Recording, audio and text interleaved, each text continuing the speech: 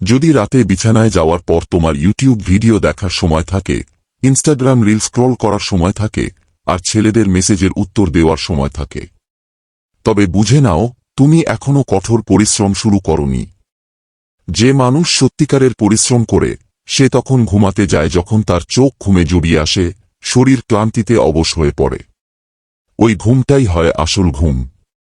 আর দোস্ত, এই ভ্রমের জগতে বাঁচা ছেড়ে দাও। কারণ যদি এই মায়ার দুনিয়ায় বাঁচতেই থাকো তাহলে জীবনে কিছুই করতে পারবে না। তোমার মনে হতে পারে তুমি খুব কঠোর পরিশ্রম করছো, কিন্তু বাস্তবে তুমি কিছুই করছো না।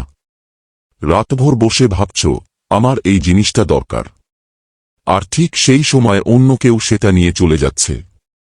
তাই এই ভ্রান্তি থেকে বেরিয়ে এসো। কঠোর পরিশ্রম শুরু করো, প্রোডাক্টিভ কাজ শুরু করো।